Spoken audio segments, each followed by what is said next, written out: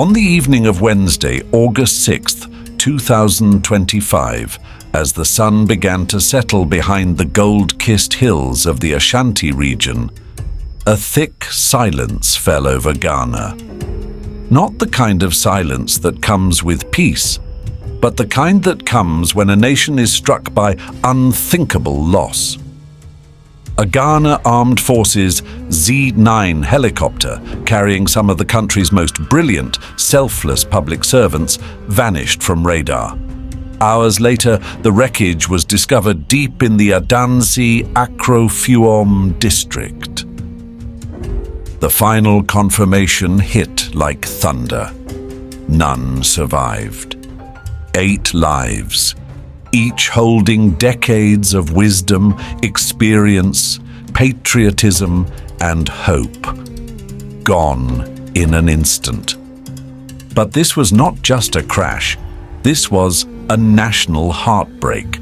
For the first time in modern Ghanaian history, the nation lost multiple sitting ministers and military officers in a single aircraft disaster. This was not just about a machine falling from the sky, it was about Ghana's future being shaken to its core. This is not a news story. This is a funeral for our dreams. This is a cry for leadership, now draped in black. The Z-9 helicopter departed from Accra around 11:15 a.m., its rotors slicing the humid air as it journeyed toward Obuasi, where the ministers were to inspect environmental damage and coordinate defense efforts in illegal mining zones. They never arrived. Among those we lost, Dr. Edward Omane Boama, Ghana's Minister of Defense, a man who traded comfort for duty. His presence brought calm in chaos. He believed deeply in a Ghana that could stand on its own feet without foreign dependence. Dr. Ibrahim Murtala Mohammed, Minister of Environment, Science, Technology and Innovation, a revolutionary voice for green transformation, known for his fierce independence and love for grassroots empowerment. He often said, "Nature is not a foreign policy, it is our inheritance." Alhaji Muniru Mohammed, Acting Deputy National Security Coordinator, a silent guardian of Ghana's safety. He had foiled plots, tracked threats, and always said little, but did much. Dr. Samuel Sarpong, Vice Chairman of the NDC, was on a mission to restore truth and dignity to politics. Once a regional minister, always a servant of the people, his calm wisdom was a compass. Mr. Samuel Abuaji, a former parliamentary candidate, known in Obuasi as the voice for the voiceless, a fierce critic of illegal mining who risked his life many times to protect his land. Squadron Leader Peter Bafemi Anala, Flying Officer Manintsum Ampadu, and Sergeant Ernest Ado Mensah, the brave crew of the Ghana Air Force. They carried our leaders, yes, but they also carried the pride of the uniform, the silent oath to fly even when the skies threatened death. These were not just names. They were fathers, mothers, sons, daughters, mentors, warriors. They were Ghana's beating heart. In every nation's story, there comes a moment when the collective soul breaks. For Ghana, August 6, 2025 is now Black Wednesday. Never in our aviation history have we lost so many national leaders in a single breath. From the moment the news broke, Accra went silent. Radio stations paused music. People stood still in traffic. Traders whispered. Markets slowed. Even politicians stopped bickering. We were all united by one emotion: shock. In Obuasi, where the officials were expected, a school had organized children to sing a welcome anthem. When word arrived that the helicopter had crashed, the teacher collapsed in front of her students. In Tamale, a mosque dedicated its evening call to prayer to Dr. Murtala. In Cape Coast, candles were lit for squadron leader Anala. This was the kind of tragedy that leaves questions hanging in the air. Why them? Why now? Was this an accident or something more? Already theories are emerging. Was it engine failure, weather interference, or something more suspicious? The crash site has drawn military cordons, forensic teams, and international observers. But one thing is clear: Ghana is bleeding. This was not just a crash, it was a collision of hope and loss.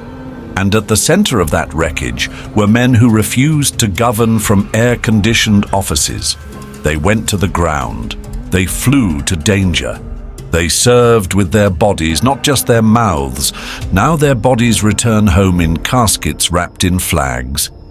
Flags that can't hug them back. In tragedy, there is mourning. But there must also be reckoning. This is not the first time Ghana has witnessed aviation sorrow.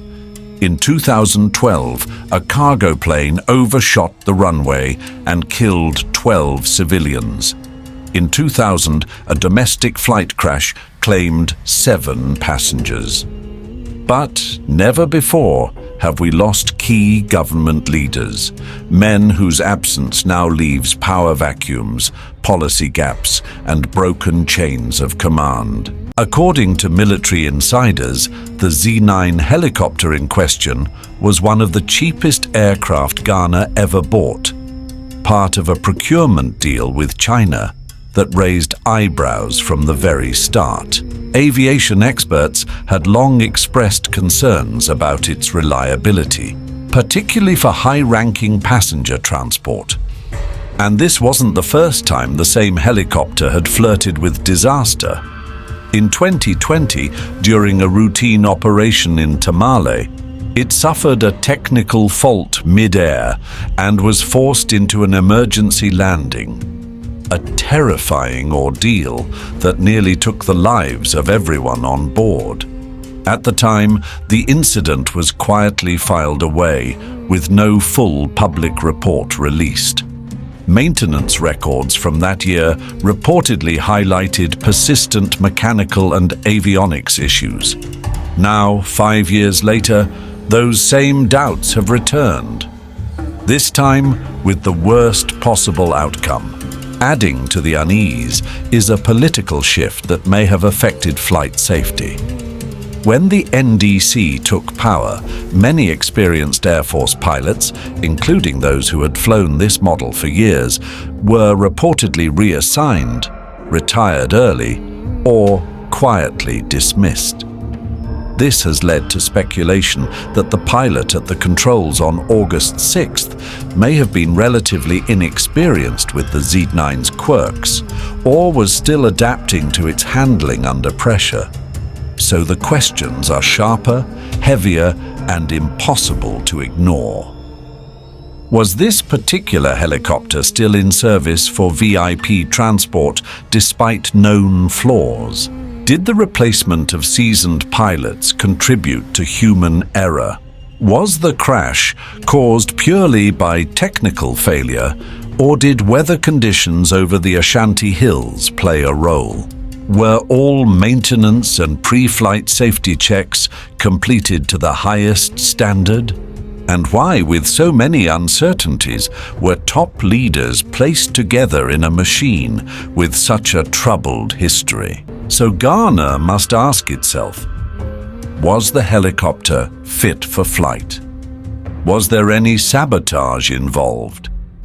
What protocol was ignored?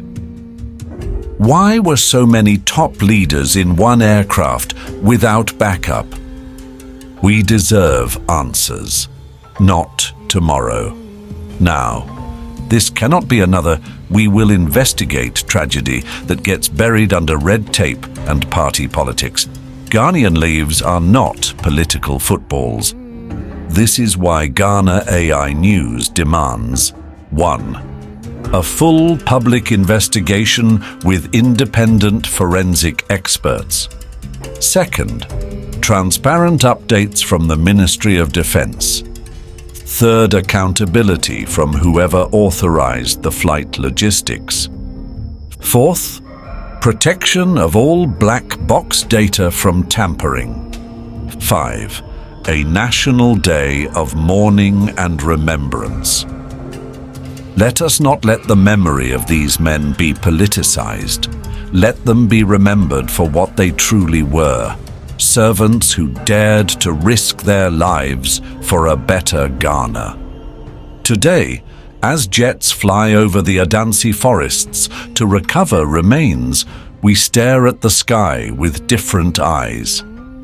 The sky used to represent freedom, progress, and pride. But today, it feels like a thief. It took away Ghana's sons, and in every corner of the country, their absence has left ripples. At the Ministry of Defense, junior officers cry silently at empty chairs.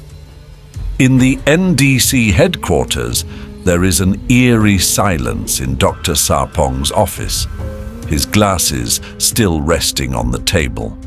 In a family home in Tamale, a little girl keeps asking, "When will Daddy fly back?" And the answer is, he won't.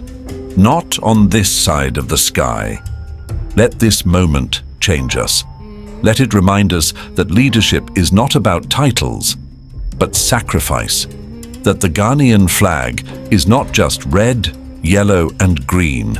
It is stained with the blood of those who believed in something greater than themselves.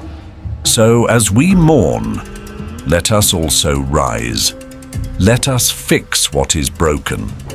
Let us honor their death with action. Let us never again allow incompetence, poor logistics, or unchecked arrogance to kill our brightest. To the 8 brave men aboard that helicopter, you did not die in vain. You live in every Ghanaian heart that refuses to forget. You fly on in every dream we still carry. Rest well, sons of the soil. Your journey has only just begun.